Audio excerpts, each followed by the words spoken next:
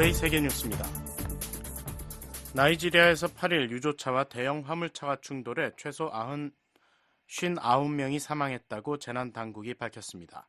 나이지리아 재난관리당국은 9일 성명에서 나이지리아 중서부 니제르주에서 8일 새벽 여행객과 솥대를 실은 대형 화물차와 유조차가 충돌하면서 폭발이 일어나 이 같은 사망자가 발생했다며 크레인 한 대와 소형 화물 트럭도 이 사고에 영향을 받았다고 전했습니다. 현장을 촬영한 영상에는 좁은 비포장도로 갓길에 불에 탄 채 전복되어 있는 유조차와 충돌 당시 불이 옮겨 붙었던 대형 차량에서 탑승객이 옮겨지는 모습, 그리고 차량 안에 수십 마리의 소들이 죽은 채 깔린 모습 등이 담겼습니다. 당국은 구조 작업이 계속됨에 따라 사망자 수가 더 늘어날 수 있다고 밝혔습니다. 나이지리아에서는 유조차 폭발과 교통사고가 빈번하게 발생하며 사고는 종종 불량한 도로 상태 때문에 발생한다고 영국 BBC 방송은 보도했습니다. 세계보건기구 WHO는 지난해 보고서에서 나이지리아 내 교통사고 사망자 수가 공식 비공식 수치를 합해 연간 4만 명에 달하는 것으로 추정했습니다. 북아프리카 국가 수단에서 정부군에 맞서고 있는 준군사 조직 신속지원군의 공격으로 최소 31명이 사망하고 100명이 부상한 것으로 알려졌습니다. 로이터 통신은 9일 민간 법률 활동가 단체를 인용해 신속지원군이 전날 세나르시를 공격해 이 같은 사상자가 발생했다고 보도했습니다. 통신은 세나르시 대부분을 포함해 수단의 최소 절반을 장악하고 있는 신속지원군이 이번 공격에서 주요 시장 등 도시 내 여러 곳에 폭격을 가했다고 전했습니다. 수단 정부는 지난달 스위스 제네바에서 미국 주도로 열렸던 평화회담에 불참했으며 지난주에는 유엔의 무기 금수 조치와 평화유지군 파견 권고도 거부했습니다. 수단에서는 압델파타 부르한 장군이 이끄는 정부군과 모하메드 함단 다갈로 사령관이 이끄는 신속지원군이 지난해 4월부터 1년 넘게 무력 충돌을 계속하면서 수만 명이 사망한 것으로 알려졌습니다. 또한 극심한 기아위기와 1,000만 명에 달하는 이주민이 발생하고 기반시설과 경제체계가 대부분 파괴됐습니다. 러시아와 중국군이 이달 말 한반도 동해와 오호츠크해 인근에서 연합훈련을 실시할 예정이라고 중국 국방부가 오늘 밝혔습니다. 중국 국방부는 이날 성명에서 양국 해군과 공군이 참여하는 북부 합동 2024 훈련이 이 해역에서 실시된다며 중국과 러시아군 간의 전략적 조율 수준의 심화와 안보 위협에 대한 공동 대응 노력의 강화가 훈련의 목표라고 강조했습니다. 중국과 러시아는 합동 해양 순찰을 위해 태평양 관련 해역에 함대도 파견할 것이라고 중국 국방부는 밝혔습니다. 그러나 구체적인 훈련 일정에 대해서는 공개하지 않았습니다. 중국과 러시아의 연합훈련 계획은 최근 옌스 스톨텐베르그 북대서양조약기구 나토 사무총장이 중국을 러시아가 우크라이나와 전쟁을 수행하는데 결정적인 조력자로 지목한 가운데 나왔습니다. 러시아와 중국은 지난 7월에도 중국 남부 광둥성 주변 해역에서 해공군 연합훈련을 실시했으며 같은 달 24일 미국의 알래스카 인근에 투폴레프 95 전략폭격기와 훔6 전략폭격기를 각각 보내 미 방공식별구역 내에서 합동 비행을 한 바 있습니다.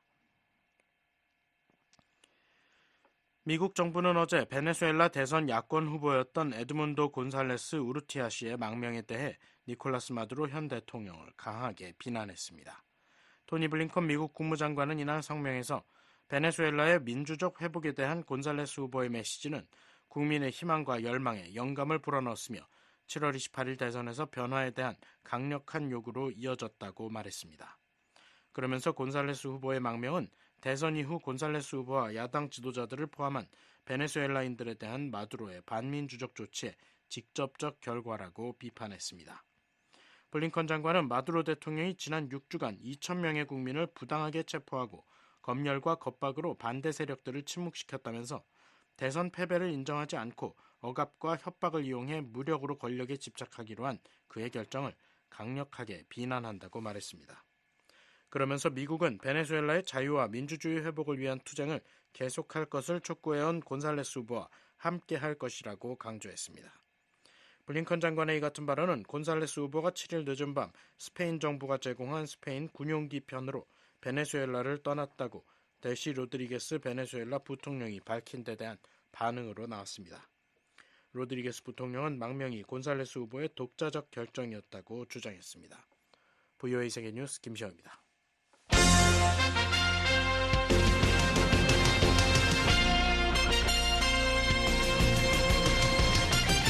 VOA News Today. 여러분 안녕하십니까? 2024년 9월 9일 월요일 VOA 뉴스투데이 3부 시작하겠습니다. 진행의 김영교입니다. 이 시간에 보내드릴 주요 소식입니다. 김정은 북한 국무위원장이 핵과 재래식 전력을 아우르는 각종 군사시설을 한꺼번에 둘러보는 군사행보에 나섰습니다. 교전 중인 적대국으로 규정한 한국은 물론 대선을 앞둔 미국을 겨냥한 메시지가 담겨있다는 분석입니다. 미국 정부는 북한이 7차 핵실험 준비를 마쳤다는 기존 입장을 재확인했습니다. 북한의 핵실험이 국제 안보를 심각히 위협할 것이라며 자제를 촉구했습니다. 일부 공화당 의원들이 북한의 핵 위협을 이유로 일부 영내 핵무기 재배치를 촉구한 가운데 국무부는 거듭 부정적인 입장을 밝혔습니다. 확장 억지력 강화를 통해 한반도와 영내 안보를 지키겠다는 원칙을 재확인했습니다. 내일 북한 날씨는 대체로 흐리고 구름 많겠지만 일부 지역은 맑겠습니다. 최저기온은 15에서 23도, 최고기온은 18에서 33도, 바다의 물결, 동해 앞바다 0.5에서 1m, 서해 앞바다 0.5m 일겠습니다. 첫 소식입니다. 미국 정부는 북한이 7차 핵실험 준비를 마쳤다는 기존 입장을 재확인했습니다. 북한의 핵실험이 국제 안보를 심각히 위협할 것이라며 자제를 촉구했습니다. 함지아 기자가 보도합니다. 국무부는 미국은 북한이 풍계리 핵실험장에서 7차 핵실험 준비를 해왔으며 정치적 결정만 기다리고 있다고 평가한다고 밝혔습니다. 국무부 대변인은 최근 또다시 북한의 7차 핵실험 가능성이 제기되는 데 대한 BOE의 논평 요청에 이같이 답했습니다. 이어 이러한 평가는 2023년 북한의 핵무기를 기하급수적으로 늘리겠다는 김정은의 발언을 포함한 북한의 공개적 언급과 일치한다고 말했습니다. 앞서 미국과 한국은 4일 워싱턴 DC에서 제5차 양국 외교 국방 확장 억제 전략협의체 회의를 갖고 북한이 오는 11월 미국 대선을 전후로 7차 핵실험 등 중대 도발에 나설 가능성이 있다고 평가하고 대응 방안을 협의했다고 밝혔습니다. 또 국제원자력기구 IAEA 라파엘 그로시 사무총장은 지난달 26일 IAEA 정기총회에 제출한 북한 안전조치 적용 보고서에서 함경북도 길쭉은 풍계리에 위치한 북한의 핵실험장은 언제든 핵실험을 지원할 준비가 돼 있다고 말한 바 있습니다. 국무부 대변인은 2017년 이후 처음이 될 북한의 7차 핵실험은 심각한 긴장 격화를 의미하며 영내와 세계의 안정과 안보를 심각하게 위협할 것이라고 지적했습니다. 또한 이는 국제 비확산 체제를 훼손하고 다수의 유엔 안보리 결의에 명시된 국제법을 노골적으로 위반하는 행위가 될 것이라며 우리는 북한이 더 이상의 위협적인 핵 활동을 자제하고 진지하고 지속적인 외교에 나설 것을 촉구한다고 밝혔습니다. 11월 미 대선을 앞두고 북한이 7차 핵실험을 감행할 가능성이 제기되고 있지만 미국의 핵 전문가들은 그 가능성을 낮게 보고 있습니다. 앞서 IAEA 사무차장을 지낸 올리 하이노넨 스팀슨 센터 특별연구원은 5일 BOE에 북한은 이미 핵무기 설계와 전달 수단 등을 공개한 터라 굳이 추가 핵실험을 할 필요가 없다고 분석했습니다. 미국의 핵 전문가인 데이비드 올브라이트 과학국제안보연구소 소장도 만약 북한이 핵실험을 정치적으로 이용하려 한다면 아마 현직 대통령이 임기 중일 때 어떤 양보를 얻어낼 수 있다고 판단하는 시점에 핵실험을 해서 정치적 이득을 얻으려고 할 것이라며 대선이 임박한 시점에 핵실험을 하지는 않을 것이라고 내다봤습니다. 한편 국무부는 북한의 최근 대남 오물풍선 살포에 대해서도 자제를 촉구했습니다. 국무부 대변인은 북한의 오물풍선 살포를 잠재적인 군사 위협으로 보느냐는 질의에 우리는 동맹인 한국과 긴밀히 협력해 상황을 주시하고 있다고 답했습니다. 이어 북한의 계속된 도발은 절망적이고 역겨우며 잠재적으로 위험한 것이라며 우리는 북한이 이 같은 행위를 중단하고 대화에 복귀할 것을 촉구한다고 말했습니다. 한국합동참모본부에 따르면 북한은 한반도 시각으로 4일부터 6일까지 총 4차례에 걸쳐 한국을 향해 오물풍선을 살포했습니다. BOE 뉴스 함지아입니다. 최근 워싱턴에서 열린 제5차 미한 확장억제 전략협의체 고위급 회의는 전방위적 확장억제 공조 방안을 점검하고 북한 핵위협 시나리오를 처음으로 논의한 중대한 진전으로 평가받고 있는데요. VOA는 이번 논의의 성과와 향후 발전 방향을 심도 있게 분석하는 인터뷰 시리즈를 마련했습니다.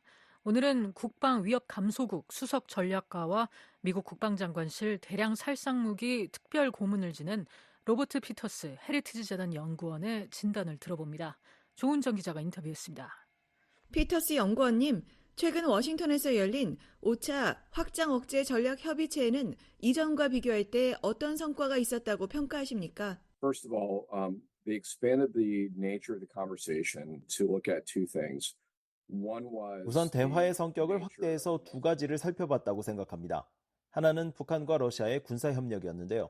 특히 북한이 러시아에 전쟁용 무기를 공급한 것과 러시아가 북한의 미사일 프로그램과 잠재적으로 핵 프로그램에 대한 기술 지원을 제공할 가능성에 대한 것이었습니다. 발표문을 읽어보면 북러 군사협력이 대화의 초점 중 하나였다는 것이 매우 분명합니다. 두 번째는 북한 핵 공격에 대한 미한 동맹의 대응 시나리오에 대한 논의가 있었던 것 같습니다. 제가 알기로는 차관급에서 이런 논의를 한 것은 이번이 처음인 것 같습니다. 중요한 발전입니다. 한국과 미국이 최근 몇 달 동안 강화된 북한의 핵 위협을 얼마나 심각하게 받아들이고 있는지를 보여주는 것입니다. 피터스 연구원님, 확장 억제 전략 협의체에서 처음으로 북핵 위협 상황 시나리오를 다뤘습니다. 앞서 한국 정부도 을지 자유의 방패 연습 기간에 처음으로 북한의 핵 공격 상황을 가정한 정부 연습을 실시했고요. 올해 이런 움직임이 두드러지는데 북한이 실제로 핵무기를 사용할 수 있다는 인식이 높아진 겁니까? I think it is a possibility, and I think that when you're constructing a deterrence message, part of that is deterrence by punishments. If you do this, we will. 저는 사용할 가능성이 있다고 봅니다. 억제 메시지를 보낼 때는 우선 처벌을 통한 억제가 있는데요. 핵실험을 하면 처벌할 것이다. 심각한 파장이 있을 것이다. 그 처벌에는 물리적 타격이나 핵 공격도 포함될 수 있다는 신호를 보내는 것입니다. 거부에 의한 억제도 있는데 공격에 따른 효과를 얻지 못하게 하는 것이죠. 일반적으로 연상되는 것은 미사일 방어지만 민방위 훈련도 있습니다. 냉전 시대에 특히 미국은 민간인을 포함한 민방위 훈련을 통해 소련이 실제로 목표를 달성할 수 없거나 효과적인 민방위 훈련을 통해 목표를 달성할 수 있는 능력을 제한한다는 것을 보여주려 했습니다. 저는 한국의 움직임에는 부분적으로 냉전 억지 논리에 기반한 요소가 있다고 생각합니다. 저는 이 모든 것이 미국과 한국이 북한에 보내려는 계산된 메시지의 일부라고 생각합니다. 피터스 연구원님, 중국과 북한의 핵 확장, 북한, 중국, 러시아, 이란의 협력 등을 고려할 때 앞으로 확장 억제 전략 협의체는 어떻게 진화해야 합니까? 중국 대응 시나리오도 고려해야 한다고 보시나요? So I think so, yes. And so I think that if you take the dark quad as actually being a thing, as being real. 그렇습니다. 어둠의 사자 동맹이 실제로 존재한다고 보면 한국이 북한에만 초점을 맞추는 것은 근시적이라고 생각합니다. 위협은 더 광범위하기 때문이죠. 결국에는 핵무기를 방정식에서 제외하면 한국이 조선인민군을 충분히 억제하고 꺾을 수 있다고 굳게 믿습니다. 한국은 선택을 해야 한다고 생각합니다. 한반도 자체에만 집중할 것인가? 아니면 자유롭고 개방적인 국제 자유주의 세계 질서와 평양과 모스크바, 베이징의 독재자들 사이에서 지금 벌어지고 있는 투쟁의 더 넓은 의미를 이해할 것인가? 만약 한국이 후자를 선택한다면 한반도 너머를 봐야 합니다. 중국이 동아시아와 서태평양에서 패권을 잡는다면 한국이 북한으로부터 자신을 보호하는 것은 큰 의미가 없습니다. 왜냐하면 그 시점에는 중국이 요구하는 모든 요구를 들어줄 수밖에 없을 것이고 결국 그것은 한국의 장기적인 전략적 패배가 되기 때문입니다. 북한을 넘어서는 것이 한국의 이익에 부합합니다. 중국에 대항하기 위한 한국의 역할이 무엇인지 생각해야 합니다. 저는 서태평양에서 미국이 주도하는 연합군과 중국이 잠재적으로 타이완이나 필리핀을 두고 광범위한 전쟁을 벌인다면 한국의 역할이 있다고 생각하는 편입니다. 만약 그렇다면 이런 종류의 협의체는 당연히 북한도 고려해야 하지만 영내의 더 넓은 안보 구조, 그 중에서도 중국을 가장 먼저 고려해야 한다고 생각합니다. 미국 측은 이번 회의에서도 북한이 핵무기를 사용할 경우 정권 종말로 이어질 것이라고 밝혔습니다. 미국이 북한 정권을 종식시킬 수 있는 구체적인 방법은 무엇입니까? 한국과 일본 등으로의 파급을 최소화할 수 있습니까?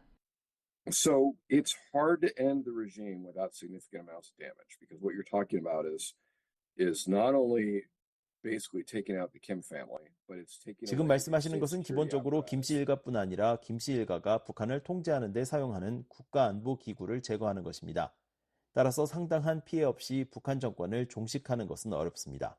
그래서 지휘본부, 보안군 사령부, 사단급 이하의 육군 군단, 그리고 평양 내의 수많은 목표물들을 제거하게 될 것입니다. 제대로 하려면 재래식 탄약과 핵무기를 함께 사용해야 할 것입니다. 그들이 핵무기를 발사하기 전에 말이죠. 미국이 북한 정권을 종식하는 것을 김 위원장이나 북한 정권이 보고만 있지는 않을 겁니다. 낙진을 최소화할 방법이 있습니다. 그리고 미국의 핵무기 전문가들과 모델링, 시뮬레이션 전문가들이 특정 핵 폭발에 대한 낙진을 최소화하기 위해 몇 가지 작업을 해왔다는 것을 알고 있습니다. 하지만 핵 보유국의 정권을 끝장내려는 시도는 지저분하고 끔찍해질 것이기 때문에 상당한 피해를 입히지 않을 수 없습니다. 대부분의 미국 정책 이반자들이 바라는 것은 김씨 정권이 어떤 형태나 방식으로든 내부적으로 종식되기를 바라는 것입니다. 미국 정책 이반자들은 북한과 유혈 충돌이 발생하면 핵 임계점까지 확전되는 상황이나 잠재적으로 중국과 전쟁하는 상황을 피하기 어렵다는 것을 알고 있기 때문이죠. 피터스 연구원님, 확장 억제 전략협의체 기자회견에서 한국의 자체 핵무장 요구에 대한 질문이 나왔고 한국 측은 전술핵 재배치를 포함한 핵무장은 현재로서는 한국 정부의 입장이 아니라고 답했습니다. 미국 측은 확장 억제 공약을 거듭 강조했고요. 워싱턴 선언 이후에도 한국 국민 70%가 핵무장을 원한다고 하는데 미국과 한국은 과연 이 목소리를 얼마나 더 외면할 수 있을까요? If those polling numbers stay the way they are for an extended period of time, the longer that goes on, the more chances you get in which 이런 여론조사 결과가 장기간 유지된다면 한국 정부가 이렇게 말할 가능성이 높아집니다. 미국의 공약을 확신할 수 없고 국민들이 원하기 때문에 우리도 독자적인 핵무장이 필요하다라고요. 그리고 궁극적으로는 그렇게 해야만 극한 상황에서 한국의 방어를 위해 핵무기 사용을 보장할 수 있다고 말이죠. 그래서 저는 미국인들이 계속해서 핵무기를 보유할 필요가 없다고 말하는 건 솔직히 좀 지나치다고 생각해요. 또 궁극적으로 미국 입장에서 문제를 더 키우게 될 수 있다고 생각합니다. 우리는 냉전 때 미군이 극단적인 상황에서 사용할 수 있는 핵무기를 미국의 통제하에 한국에 배치했습니다. 1990년대 초 냉전이 끝나고 위협 환경이 바뀌면서 핵무기가 제거됐죠. 그러나 북한의 핵무기와 중국의 핵 확장, 북러 관계 심화로 인해 위협 환경이 다시 변화했습니다. 그래서 저는 핵 위협에 대응해 핵무기가 억지력이 있다고 미국이 말할 때가 됐다고 생각합니다. 아울러 동맹국에 대한 중요한 보증 가치도 있죠. 냉전 시대에 핵무기를 전진 배치한 이유 중 하나는 한국 등 다른 국가들이 자체적인 핵무기를 보유할 필요가 없다고 설득하기 위해서였습니다. 따라서 악한 나라의 핵무기를 막는 것 외에 비확산에 관심이 있다면 핵태세를 바꾸는 것에 대해 진지하게 생각해야 하며 잠재적으로 전구 핵무기를 한국에 다시 도입하는 것도 포함할 수 있습니다. 그리고 그렇게 해야만 한다고 생각합니다. 지금까지 로버트 피터스 헤리티지 재단 연구원으로부터 확장 억제 전략협의체 5차 회의 결과에 대한 평가와 한국 핵무장론에 대한 미국의 선택에 대해 들어봤습니다. 2부로 브루킹스 연구소의 마이클 오헨런 선임 연구원의 의견 전해드리겠습니다. 일부 공화당 의원들이 북한의 핵 위협을 이유로 일부 영내 핵무기 재배치를 촉구하는 가운데 국무부는 거듭 부정적인 입장을 밝혔습니다. 확장 억지력 강화를 통해 한반도와 영내 안보를 지키겠다는 원칙을 재확인했습니다. 이종훈 기자입니다. 미 국무부는 5일 한반도의 핵 위협을 줄이는 유일한 효과적인 방법은 핵 확산을 억제하는 것이라고 믿는다고 밝혔습니다. 최근 제임스 리시 공화당 상원 의원이 북한, 중국, 러시아의 핵 위협을 언급하며 태평양 정부의 핵무기를 재배치하는 방안을 제안한 데 대한 VOA의 논평 요청에 핵 확산 반대 입장을 재확인한 겁니다. 아울러 미국과 한국은 한반도의 완전한 비핵화라는 공동의 목표를 계속 추구하고 있다는 점을 상기시켰습니다. 대변인은 핵무기 영내 재배치 대신 동맹에 대한 확장 억지력 제공에 주력한다는 바이든 행정부의 안보 기조를 거듭 강조했습니다. 미국과 한국은 북한의 핵무기 프로그램에 대한 점점 더 공격적인 발언에 맞서 확장 억제를 강화하기 위해 계속 협력할 것이라는 설명입니다.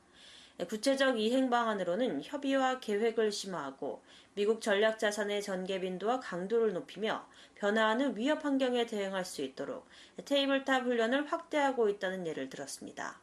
앞서 상원 외교위 공화당 간사인 제임스 리시 의원은 지난달 29일 바이든 행정부의 새 핵무기 운용 전략과 관련한 VOA의 논평 요청에 중국과 러시아, 북한이 핵 역량을 강화하고 있다며 미국의 핵태세는 이런 심각한 위협에 맞춰 조정돼야 한다고 답했습니다. 특히 우리의 동아시아 동맹국들은 중국과 러시아뿐만 아니라 핵무기를 빠르게 증강하고 다각화하는 북한에 대해서도 우려하고 있다며 확장 억지력을 강화하기 위해 태평양 정부의 핵무기 재배치를 고려해야 한다고 강조했습니다. 아울러 이 문제에 대해 동맹국들과 논의를 심화하는 것이 금기시돼선 안 된다고 덧붙였습니다. 미국 뉴욕타임스 신문은 지난달 20일 바이든 행정부가 북한과 중국의 급격한 핵 역량 증대에 대응하기 위해 새로운 핵무기 운용 전략을 승인했다고 보도했습니다. 이에 대해 션 세버 백악관 국가안보회의 대변인은 다음 날인 21일 VOA 뉴스센터에 보낸 성명에서 이 새로운 지침이 어떤 특정 단체나 국가, 위협에 대한 대응책이 아니다라고 해명했습니다. 최근 의회에선 공화당 의원들을 중심으로 한반도의 전술핵 재배치 방안을 고려해야 한다는 주장이 잇따라 제기되고 있습니다. 상원 군사위 공화당 간사인 로저 위커 의원은 지난 5월 대규모 방위 투자 계획을 발표하고 한반도 전술핵 재배치를 고려해야 한다고 제안한 바 있습니다. 한미 연합사 작전참모 출신인 데이빗 맥스웰 아태전략센터 부대표는 VOA의 통화에서 미국이 제공하는 확장 억지가 북한을 억제하기에 충분하다고 평가하면서도 미국은 항상 변화하는 안보 환경에 맞춰 전력태세를 조정하고 상황을 재평가해야 한다고 강조했습니다. I think extended deterrence is sufficient, but we always have to be adapting. We have to be assessing the conditions. 브루스 베넬 랜드 연구소 선임 연구원은 북한의 핵무기 증대를 억제할 수 있는 조치를 미국이 준비하고 있다면 한반도에 전술핵을 재배치할 필요는 없을 것이라고 말했습니다. 그러나 북한은 계속해서 더 많은 핵무기를 생산하고 있다고 경고했습니다. Not necessary if the U.S. is prepared to do what is required. 베넬 선임 연구원은 한반도 전술핵 재배치와 관련된 구체적인 분석이 여전히 부족하며 이를 위한 옵션을 준비해야 한다고 덧붙였습니다. VOA 뉴스 이존입니다. 한국이 자체 핵무장을 하려면 풀뿌리를 먹겠다는 각오가 있어야 한다고 전봉근 한국핵정책학회 회장이 말했습니다. 그러면서 한국이 핵무장을 하려면 한미 동맹이 크게 흔들리고 경제적 파장이 만만치 않을 것이라고 경고했습니다. 과거 청와대에서 국제안보비서관과 통일부 장관 정책보좌관을 역임한 전봉근 박사를 최원기 기자가 인터뷰했습니다. 최근 한국에는 핵무장 천만인 국민서명운동이 시작됐고 일반인 72.8%가 핵무장에 찬성한다는 여론조사도 있습니다. 한국이 자체 핵무장할 이유와 동기가 있다고 생각하시는지요? 예, 한국이 핵무장할 이유와 동기는 많습니다. 사실은 최근에 북한의 핵위협, 핵무장이 현실화되기 이전에도 사실은 한국은 전 세계에서 다음에 핵무장할 가능성이 가장 높은 나라는 누구인가라면 항상 탑 1, 2, 3에 들어갔었습니다. 근데 지금 북한의 핵무장이 핵위협이 현실화된 상황에서 핵무장할 이유는 아마 차고도 넘치지 않나 그런 생각이 듭니다. 미국과 한국은 이미 북한의 핵위협에 대응해 대북 확장 억제 계획을 세웠으며 북한이 핵공격을 할 경우 김정은 정권에 종말을 맞을 것이라고 경고했습니다. 미한 양국의 대북 억지력이 충분하다고 보시는지요? 여기에 대해서는 한국 내에서는 상당히 논쟁이 있습니다. 저는 개인적으로 미국의 또는 한미동맹의 대북 억제력이 이 정도면은 충분하다고 생각을 합니다만 일부 국내에서 특히 핵무장을 지지하는 측에서는 미국의 대북 억제력이 특히 지난 트럼프 행정부 이후 한미동맹의 약화 그런 조짐이 있었기 때문에 과연 충분할까라는 논쟁이 있습니다. 북한은 이미 한국을 겨냥해 전술 핵탄두 화산 31을 개발했으며 최근에는 탄도미사일 이동식 발사대 250대를 전방에 배치했습니다. 북한이 핵무기를 포함해 수백 개의 미사일을 쏜다면 한국이 미사일 방어망으로 이를 막을 수 있을까요? 아마 북한이 자기들이 갖고 있는 수백 개 또는 1000기까지가 되는 다양한 미사일 그리고 수백 또는 수십 개의 핵미사일을 동시에 사용한다면 어떠한 아마 미사일 방어망도 전 세계 어디에 있는 미사일 방어도 그것을 다 막지는 못할 것입니다. 다만 북한이 우리가 그런 것들을 다를 막지 못한다 하더라도 북한이 이러한 전쟁 개시 또는 한국에 대한 미사일 발사 또는 핵무기 사용 자체를 억제하는 것이기 때문에 제가 볼 때는 현재의 한미동맹 체제로 그런 것을 억제를 할 수 있을 것입니다. 한국이 자체 핵무장을 하면 한국의 안보가 막강해질까요? 안보라는 것은 안보 역량이라는 것은 단순한 군사력뿐만 아니고 다양한 국력을 포함하고 있는데 한국의 핵무장은 그런 데는 상당히 좀 부정적인 영향을 미칠 것으로 봅니다. 반대로 자체 핵무장을 할 경우 안보 측면에서 한국이 입을 손해는 무엇입니까? 역시 한미 동맹에 대한 훼손이겠죠. 지금까지 미국은 핵 비약산 정책을 자신의 국제안보 정책을 아주 중요한 정책으로 추진을 하고 있었습니다. 그리고 한국에 대해서도 아주 강력한 핵 비약산 정책을 임포즈했고 그것에 대해서 한미 간의 양해가 있는 것으로 알고 있습니다. 워싱턴 서론에서도 작년에서 워싱턴 서론에서도 미국이 더욱더 강력한 핵우산 그리고 핵 협의 그룹을 제공하는 대신에 한국은 NPT의 성실한 회원국으로서 남아있다라는 약속했거든요. 그렇게 본다면 한국의 핵무장은 한미동맹을 아주 결정적으로 훼손하는 그런 결과를 낳을 거라고 봅니다. 경제적 측면에서 한국은 어떤 손해를 입게 됩니까? 단적으로 이런 데가 있습니다. 만약에 NPT를 탈퇴해서 이제 핵무장을 하려면은 NPT 탈퇴해야 되는데 그렇게 되면 한국은 국제 원자력 시장에서 배척됩니다. 그리고 수출 통제 레짐, 4대 수출 통제 레짐에서도 규제를 받는 그런 국가가 되는 것이죠. 그렇게 본다면 한국은 현재 전기 생산의 30%를 제공하고 있는 핵연료를 구입하는데 문제될 것이고요. 윤석열 한국 대통령은 지난해 1월 11일 북한의 대남 핵위협이 심각해지면 자체 핵을 보유할 수도 있다 이렇게 말했습니다. 실현 가능성이 있다고 보시는지요? 북한의 대남 핵위협이 심각해지는 것 플러스 만약 한국을 꼭 핵무장을 할 수밖에 없는 저는 추가적인 조건이 있다고 봅니다. 그것은 한미동맹의 현저한 약화 그리고 주한미군의 철수 있다면 아마 한국은 자체 핵을 보유할 수도 있을 것입니다. 그렇지만은 현재 같은 상황에서 한국이 핵무장을 한다, 핵을 보유한다고 하는 것은 제가 볼 때 실현성이 낮다고 봅니다. 특히 NPT 체제 이전에는 핵무장이 5개국가 했습니다만 그 이후에 한 국가들의 경우에는 보면 대개 그러한 핵무장을 하기 위해서 어떠한 경제적, 국가적 피해도 그냥 견뎌내겠다라는 각오가 있어야 됩니다. 흔히 우리는 북한이나 이런 그 외 파키스탄도 마찬가지인데요. 이 나라들이 핵무장을 할 때 우리는 풀뿌리를 먹더라도 핵무장을 해야 되겠다라는 각오를 하고 했거든요. 그렇게 본다면 우리나라의 경우는 이렇게 선진 경제를 갖고 있어서 그러한 그 가능성은 상당히 낮다고 봅니다. 미국이 1991년에 철수한 전술 핵무기를 한국에 재배치하면 안보도 튼튼해지고 한국의 독자 핵무장도 막을 수 있지 않겠습니까? 한국 자체 핵무장이 불가능하다면 전술 핵무기를 한국에 재배치하는 옵션을 해야 된다는 그러한 입장이 국내에서 상당히 많은 지지를 받고 있는 것도 현실입니다.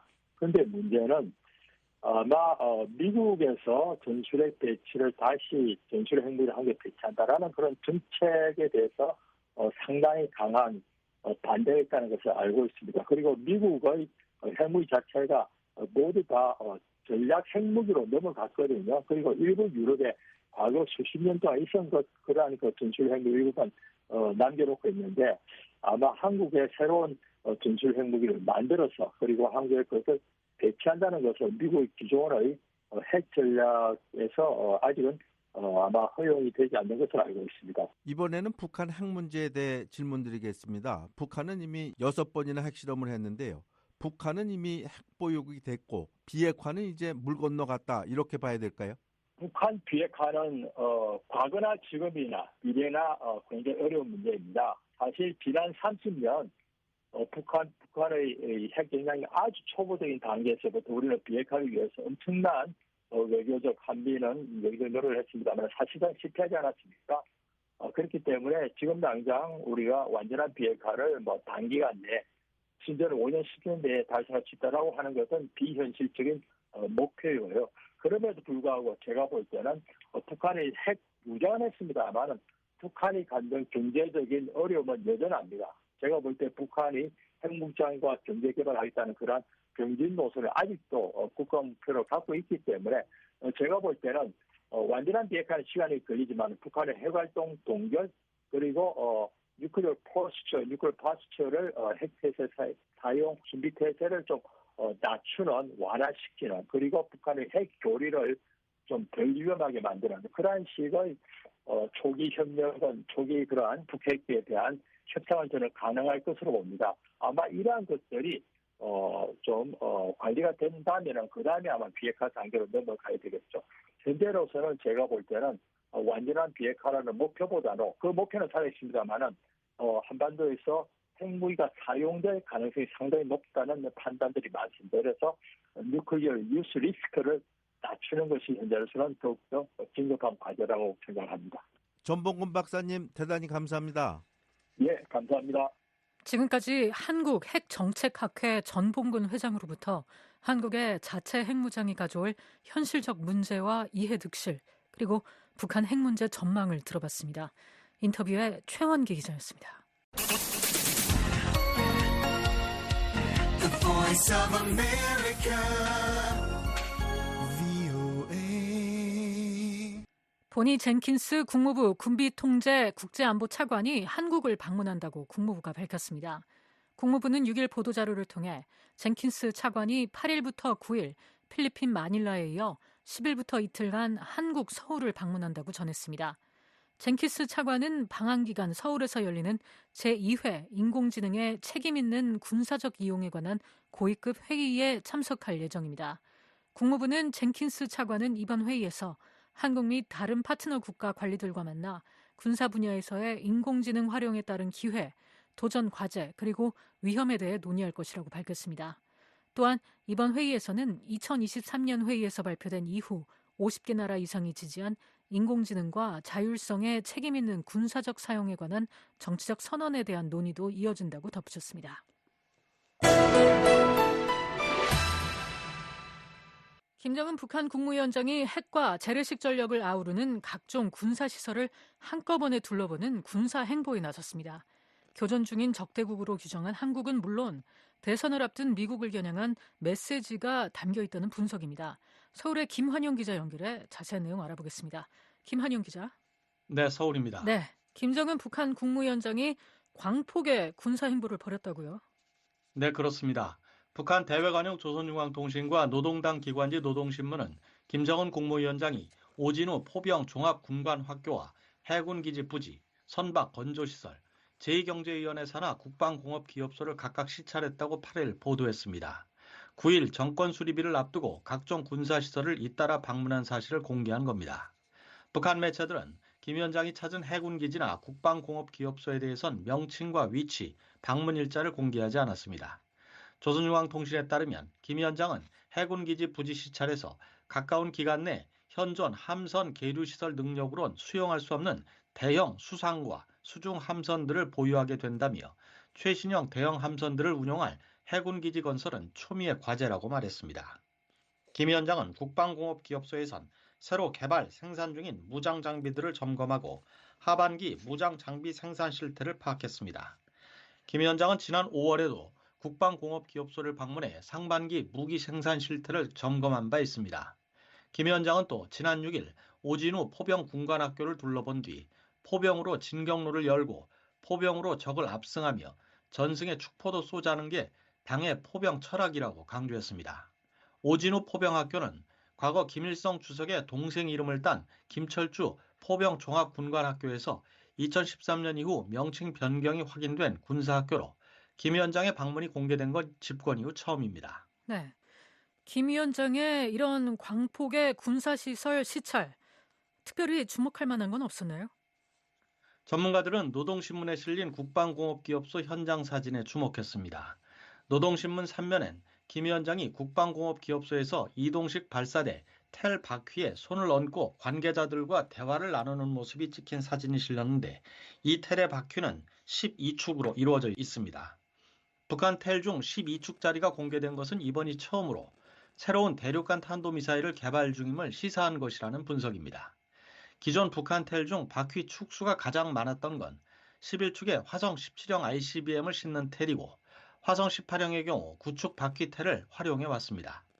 한국 정부 산하 국책연구기관인 통일연구원 조한범 박사는 텔의 바퀴 축수가 늘어났다는 건 기존 화성 17, 18형보다 더 큰 ICBM을 개발 중이라는 이야기라며 북한이 이를 공개한 건 대선을 앞둔 미국에 대한 경고 메시지라고 말했습니다. 바퀴 12축짜리는 당연히 대미용 ICBM이라고 볼 수 있거든요. 따라서 어쨌든 미국에 대한 공격 능력, 다시 말해서 북한이 미국을 압박할 수 있는 능력을 지금도 지속적으로 비축하고 있다, 개발하고 있다, 이런 메시지를 전달한다, 이렇게 될 수 있죠. 전문가들은 북한이 화성 17 또는 18형보다 사거리와 위력을 높인 새로운 유형의 ICBM 또는 다탄도 ICBM을 개발 중일 수 있다고 보고 있습니다. 네, 김 기자, 북한 매체들이 공개하진 않았지만 김 위원장이 이번에 대규모 해군기지 건설을 다그친 현지가 어딘지 파악이 됐다고요? 네, 미국의 북한 전문 사이트 38로스는 8일 상업위성 사진 분석을 토대로 김 위원장이 최근 시찰한 해군기지 부지가 원산만에 위치한 답촌에 있는 오래된 해군 호버크래프트, 즉 공기 부양정 시설이라는 분석 결과를 내놨습니다. 38로스에 따르면 호버크래프트가 인근 다른 항구로 옮겨가면서 2015년부터 본격적인 공사가 시작돼 2019년에 현지의 부두 시설이 갖춰졌습니다. 38로스는 수심이 얕은 북한 서해안과 달리 동해안에 들어서는 새 해군기지가 심해에 접근하기에 좋은 위치에 있다며 양쪽으로 높은 산에 둘러싸여 있어 기지를 보호할 포와 미사일 기지를 배치하기에도 안성맞춤이라고 분석했습니다. 또 2015년 시작된 답촌항의 해군기지 공사가 중간에 몇 년간 중단되면서 느리게 진행됐지만 지금 있는 부두도 이미 대형 군함 여러 척을 수용할 수 있는 정도이며 김 위원장의 방문을 계기로 건설 활동이 크게 확대될 것이라고 전망했습니다. 네, 하지만 북한의 경제력으로 이런 대규모 해군기지를 건설하고 이 기지를 이용할 대형 군함을 건조할 수 있을까요? 이에 대해서는 어떤 분석들이 나옵니까? 김 위원장이 대형 수상, 수중 함선들을 곧 보유한다고 밝힌 점으로 미루어 해군기지 건설 또한 속도를 낼 것이라는 관측입니다. 서울대 통일평화연구원 장용석 박사는 북한이 중러 연합해상훈련에 함께하려는 의지가 보이는 대목이라며 러시아로부터 기지 건설과 선박 건조 기술 등을 지원받을 가능성이 있다고 말했습니다. 김정은이가 대형 함선 얘기하는 거는 중러가 지금 합동으로 해군 군사훈련들을 또 하고 있는 그런 맥락에서 북한도 한 자리 차지하고 싶은 거고, 특히 동해 부동항으로 태평양 진출의 교두보를 러시아가 확충하는 맥락에서 북한의 어떤 해군 기지 활용할 가능성이 지속적으로 주시될 수밖에 없는 건데, 그런 맥락에서 북러 간의 해군 차원의 어떤 군사적인 협력 가능성에 대해서는 대단히 주목을 해봐야 되지 않나 생각이 드네요. 박원곤 이화여대 북한학과 교수는 북한이 막대한 비용과 첨단 기술을 필요로 하는 해군 현대화에 나선 게 맞다면 핵에 의존해 재래식 무기 부담을 줄이겠다는 핵경제 병진 노선의 논리에서 벗어나 사실상 군비 경쟁에 돌입한 셈이라며 이는 북한에게 매우 불리한 선택이라고 진단했습니다. 올해 보면은 전쟁할 결심을 선포한 이후에 대남 전쟁 시나리오를 계속하면서 거기에 재래식 전쟁과 핵전쟁을 배합하겠다라는 명확한 방침하에 재래 전력을 계속 뭔가 시도해본다. 근데 이거는 전형적인 군비 경쟁의 패턴으로 들어가는 건데 이거 절대 북한이 승리할 수 없죠. 김 기자, 김 위원장의 이런 군사 행보 중에 북한은 한국을 겨냥해 연일 쓰레기 풍선을 보내지 않았습니까? 어떤 의도로 해석이 되나요? 북한은 지난 4일부터 8일까지 닷새 동안 모두 1250여 개의 쓰레기 풍선을 한국 쪽으로 날려보냈고 이 가운데 430여 개가 한국 지역에 떨어졌습니다. 북한이 한국에 오물 또는 쓰레기 풍선을 날린 건 지난 5월 이후 17차례였는데 이번에 처음 닷새 연속 살포하면서 한국 내에선 북한의 풍선 도발이 일상화되는 게 아니냐는 우려가 나오고 있습니다. 통일연구원 홍민 박사는 북한의 이번 도발이 단순히 한국 민간단체의 대북 전단 살포에 대한 비례적 대응이라고 하기엔 과도하다며 북한 주민들의 정보 접근권 강화를 핵심으로 한 윤석열 정부의 8.15 통일 독트린에 대한 반발이라고 풀이했습니다. 북한이 보기에는 대북전단을 보내는 거나 확성기를 하는 거나 정보 접근권을 높이겠다라는 것이나 다 같은 맥락이 있는 거거든요. 북한이 보기에는 다 소위 쓰레기 같은 내용을 보내는 거다라고 보는 거거든요. 그래서 직접 말로 하는 방식이 아니라 쓰레기 풍선을 대규모로 보내는 걸 통해서 여기에 대한 반발 또는 경고 이런 성격을 갖고 대규모로 좀 보내고 있을 가능성이 높다 하는 생각을 해봅니다. 경남대 극동문제연구소 이물출 교수는 남북한 심리전이 격화하는 양상이라며 북한은 쓰레기 풍선 이외에 무인기, GPS 교란 등 지금까지 실행해왔고 일정하게 한국 사회에 보내는 메시지 효과가 있는 것으로 평가된 다른 수단들을 함께 동원해 한국 사회를 교란하고 윤석열 정부를 괴롭히는 복합 도발에 나설 가능성이 크다고 말했습니다. 서울에서 VOA 뉴스 김환용입니다. 북한 자강도에서 발생한 대규모 수해로 인해 미사일 생산기지를 포함한 군수 공장들이 큰 피해를 입은 것으로 보입니다. 공장 건물이 붕괴하거나 도로와 다리가 유실되면서 가동 중단이 불가피했을 것으로 관측됩니다. 함지아 기자가 보도합니다. 북한 자강도 전천읍 일대를 촬영한 6일자 플래닛랩스의 위성사진에 빨간색과 청록색 지붕의 여러 건물이 밀집한 지역이 보입니다. 이곳은 북한의 포탄과 미사일 생산기지로 알려진 전천 28 기계공장으로 지난 7월 말 내린 폭우로 물이 불어난 장자강변에 위치해 있습니다. 온전한 듯 보이지만 자세히 살펴보면 중심부 공터에 이전에 없던 파란색 띠 형태의 물체가 식별됩니다. 이는 북한 내 다른 수해 지역에서도 관찰된 천막촌과 유사해 이 지역이 수해로 피해를 입었음을 시사합니다. 더욱이 공장 앞을 지나던 65 국도는 수해로 유실돼 흔적만 남아 있습니다. 이 도로는 공장과 연결되는 유일한 진입로였기 때문에 물자 수송이 차단된 상태입니다. 인근 강을 건너는 두 개의 다리 역시 도로와의 연결이 끊어졌으며 공장 북쪽에 위치한 건물 몇 채도 사라진 것이 위성사진으로 확인됐습니다. 전천 28 기계공장은 북한이 대륙간 탄도미사일 ICBM과 이동식 미사일 발사대를 생산해온 핵심 군수기지로 알려져 있습니다. 위성사진만으로 공장 내부의 정확한 피해 규모는 알 수 없으나 도로의 유실로 인해 미사일 제조를 위한 물자의 이동이 차단됐고 발사대도 공장 외부로 반출되지 못하는 상태인 것으로 보입니다. 이 공장에서 서쪽으로 약 3km 떨어진 지점, 도로를 따라가면 약 5km 거리에 또 다른 미사일 발사 관련 시설이 위치해 있으며 이곳 역시 수해 피해를 입은 것으로 보입니다. 2017년 화성 14형 ICBM과 2021년 극초음속 미사일이 발사된 이곳의 6일자 위성사진을 보면 인접한 마을의 약 150채 주택이 사라진 모습이 포착됩니다. 수해로 마을이 초토화된 것입니다. 이로 인해 미사일 개발 및 운용 인력이 거주하던 주택들도 피해를 입었을 가능성이 큽니다. 자강도 강계시에 위치한 또 다른 군수공장도 피해를 입었습니다. 7월 16일자 위성사진에서는 온전했던 공장 건물이 8월 7일 촬영된 사진에서는 일부 사라지고 도로와 연결된 다리도 끊어진 상태가 확인됐습니다. 이후 한 달이 지난 현재까지도 공장 가동은 어려울 것으로 보입니다. 자강도는 장자강을 따라 전천읍과 강계시, 성간읍 등의 군수공장이 밀집한 지역으로 다른 군수시설들도 수해 피해를 입었을 가능성이 있습니다. 일부 언론에 따르면 북한 당국은 수해로 인해 군수공장 갱도에 물이 차면서 폭약을 폐기해야 하는 상황에 처했습니다. 한국 언론에 따르면 한국국가정보원은 최근 국회 정보위원회 보고에서 실질적으로 피해가 많이 발생한 자강도에 대해 북한이 일절 언급과 외부 노출이 없다며 흥미롭고 특이하다고 평가했습니다. 아울러 자강도가 군수공장 밀집 지역이라는 점에서 공장 피해와 군수물자 제조 및 북러 무기거래 차질 등의 가능성을 염두에 두고 동향을 추적 중이라고 밝혔습니다. 또한 국정원은 수해 책임을 물어 자강도 노동당 간부들이 처형됐다는 동향도 보고했습니다. 북한의 이런 대응은 최근 자강도 지역에서 벌어지고 있는 중대한 상황을 반영하는 것으로 보입니다. 국무부 대변인은 5일 북한의 간부 처형 동향과 관련한 BOE의 논평 요청에 북한에서 공개 처형 건수가 계속 증가하면서 공포와 억압 환경이 심화하고 있다며 북한은 공정한 재판을 포함한 적법 절차에 대한 개인의 권리를 체계적으로 부인하고 있다고 답했습니다. BOE 뉴스 함지아입니다. 유엔 안보리 의장국을 맡은 슬로베니아가 전문가 패널 해체로 대북 제재 이행을 감시할 기준점을 잃었다고 우려했습니다. 북한의 핵 프로그램이 전 세계적인 안보 위협을 초래하고 있는 만큼 모든 대안을 검토해야 한다고 강조했습니다. 안소영 기자가 보도합니다. 주재 슬로베니아 대표부는 6일 유엔 안전보장이사회 그월 의장국으로서 한반도의 상황을 면밀히 주시하고 있다고 밝혔습니다.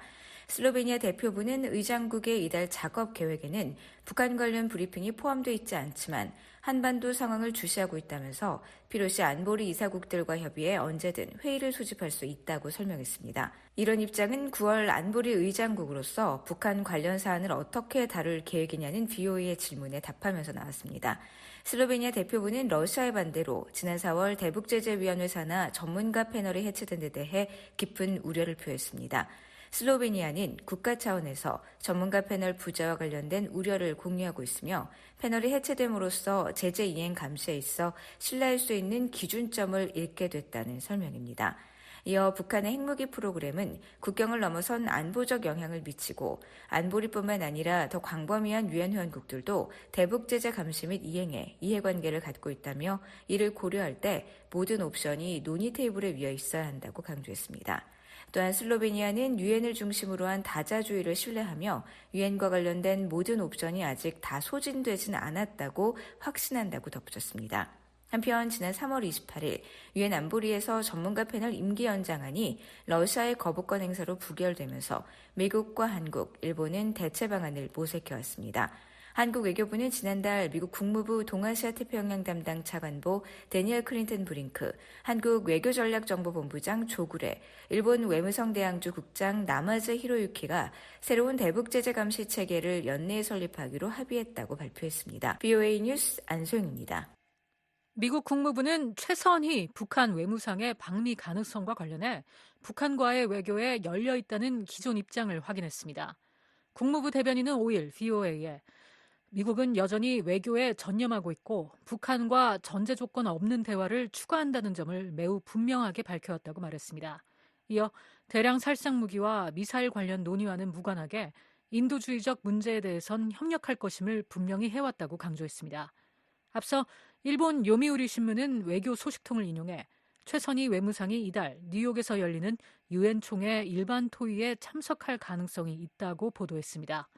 만약 북한이 외무상을 유엔 총회에 파견한다면 이는 2018년 리영호 전 외무상 이후 약 6년 만입니다. 중남미 국가 니카라과가 북한의 정권 수립 기념일을 축하하고 협력 의지를 강조하는 대통령 친서를 공개했습니다. 최근 니카라과는 한국 주재 대사를 돌연 경질하고 북한 대사관을 새로 개설하는 등 대북 친화 외교를 강화하고 있습니다. 조상진 기자가 보도합니다. 니카라과의 다니엘 오르테가 대통령과 로사리오 무리오 부통령이 5일 공개 서한을 통해 북한의 9월 9일 정권 수립 기념일을 축하했습니다. 이들은 서한에서 우리는 역사적으로 두 민족과 정부를 하나로 묶어온 형제적 연대와 우애, 협력, 투쟁의 유대 관계를 계속 강화해 나가겠다는 우리의 확고한 의지를 다시 한번 강조하는 것을 자랑스럽게 재확인한다고 밝혔습니다. 오르테가 대통령과 무리오 부통령의 서명과 함께 영문으로 공개된 이번 서한에는 김일성 주석과 김정일 국방위원장, 김정은 국무위원장에 대한 찬사와 북한에 대한 우호적 표현들이 담겨 있습니다. 과거 북한 정부가 우호국 정상들의 친서나 축전을 공개한 적은 있지만 니카라과처럼 발신국이 직접 공개한 적은 드물어 그 배경이 주목됩니다. 니카라과는 최근 북한과의 외교 관계를 강화하면서 한국과의 외교에서 거리를 두는 등 대북 친화적 접근을 분명히 하고 있습니다. 지난 4월 오르테가 정부는 재정 악화를 이유로 한국 주재 니카라과 대사관을 폐쇄하고 관보를 통해 한국 주재 대사 임명도 철회한다고 발표했습니다. 니카라과 정부는 한국과의 외교 관계를 유지하겠다 밝혔지만 외교 공간이 폐쇄됨에 따라 실무는 제3국에 주재하는 대사가 겸임하는 등 양국 간 외교 활동에 차질이 빚어지고 있습니다.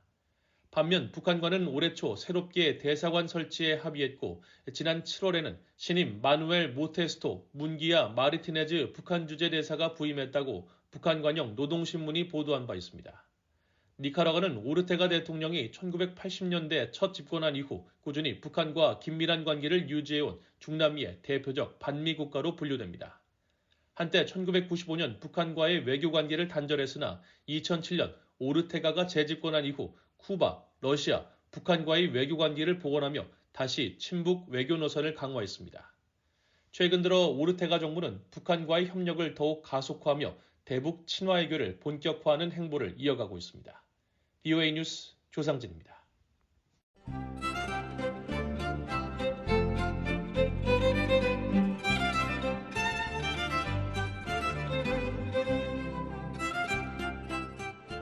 VOA 뉴스투데이 북한 날씨 알아봅니다. 내일 북한 날씨는 대체로 흐리고 구름 많겠지만 일부 지역은 맑겠습니다.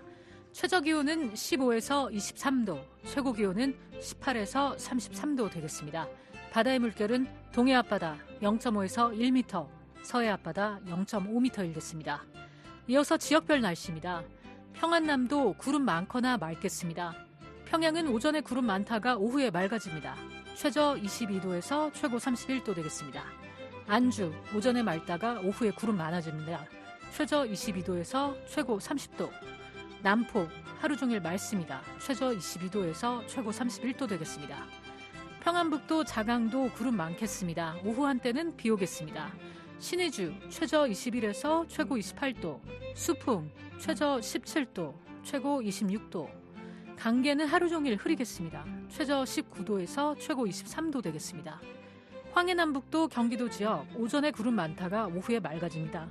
해주는 최저 23도에서 최고 32도, 용년 최저 19도에서 최고 31도, 개성 최저 23도, 최고 32도, 사리원 최저 22도, 최고 32도, 신계 최저 21도, 최고 32도 되겠습니다. 함경남도, 양강도, 강원도 구름 많고 흐리겠습니다. 함흥은 최저 21도에서 최고 33도, 장진 최저 16도, 최고 24도, 해산 최저 16도, 최고 23도, 원산하고 평강은 오후에 맑아집니다. 원산 최저 22도에서 최고 32도, 평강 최저 20도에서 최고 31도 되겠습니다. 함경북도 흐리겠습니다.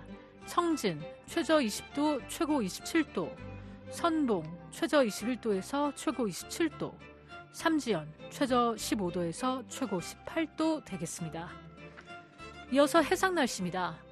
동해는 구름 많습니다. 한때 비 오겠습니다. 물결은 앞바다 오전 오후 모두 0.5에서 1m 일겠습니다. 먼바다는 오전 오후 모두 0.5에서 1.5m 일겠습니다. 서해는 오전에 맑다가 오후에 구름 많겠습니다. 물결은 앞바다 오전 오후 모두 0.5m 일겠고요. 먼바다는 오전 오후 모두 0.5에서 1m 일겠습니다. 지금까지 뉴스투데이 3부를 보내드렸습니다. VOA 한국어 저녁방송 끝으로 세계뉴스입니다. VOA 방송은 인터넷으로도 들으실 수 있습니다. 인터넷 웹사이트 주소는 www.voakorea.com입니다. 다시 듣고 싶은 프로그램이나 방송 원고를 보기 원하는 분은 www.voakorea.com을 방문하시기 바랍니다. 24시간 접속 가능한 VOA 웹사이트를 통해 언제든지 함께해 주시기 바랍니다.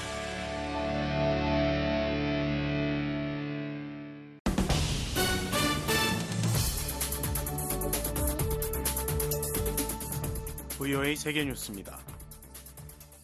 나이지리아에서 8일 유조차와 대형 화물차가 충돌해 최소 59명이 사망했다고 재난당국이 밝혔습니다.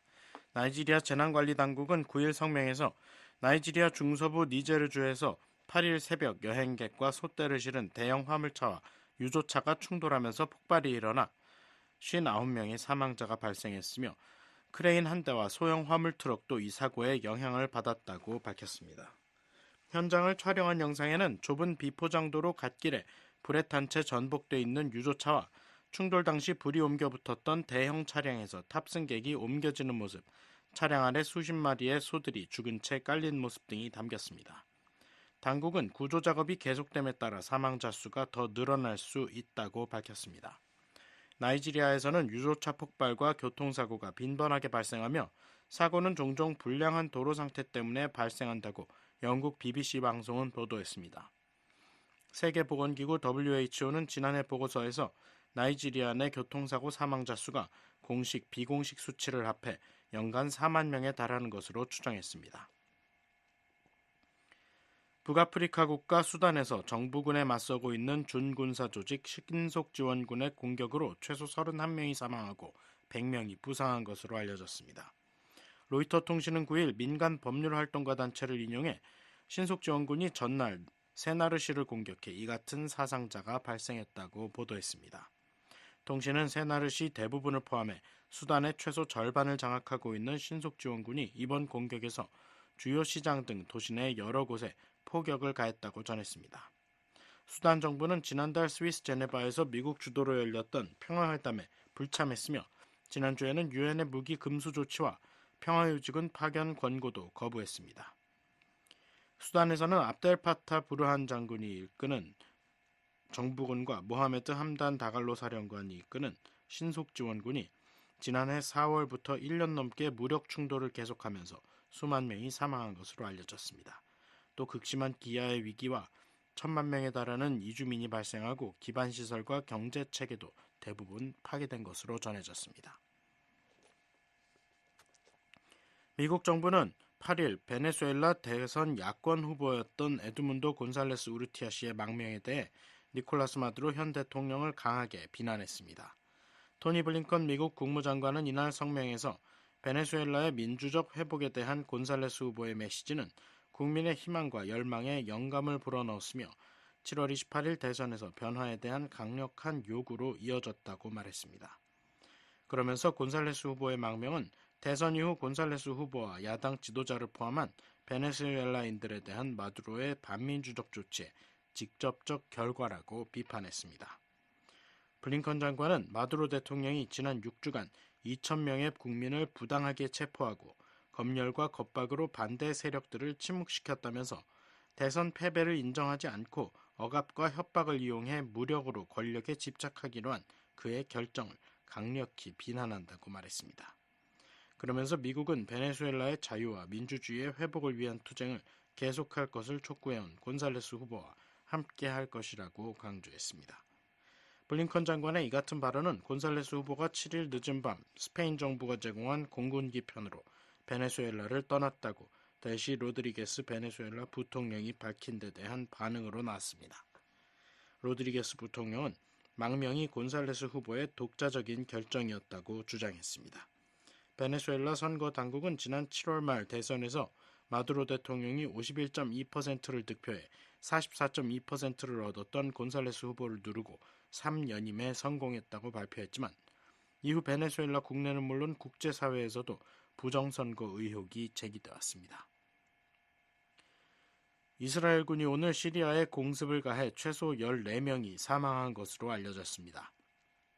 시리아 국영 사나통신은 이날 군과 의료 소식통을 인용해 현지 시각 8일 오후 11시 20분경 이스라엘군이 시리아 중서부 하마주 서쪽의 도시 마샤프 인근의 여러 지역을 공격했다며 이같이 보도했습니다. 통신은 지역 내 여러 군사시설들이 표적이 됐다며 중상자 6명을 포함해 부상자도 최소 43명이라고 전했습니다. 이와 관련해 영국 가디언 신문과 AFP 통신 등은 영국 내 민간단체인 시리아 인권관 측소를 인용해 이번 공습의 사망자는 시리아 무장대원 8명을 포함한 18명이며 부상자는 32명이라고 보도했습니다. 이스라엘군은 이 같은 보도에 대한 논평을 거부했습니다.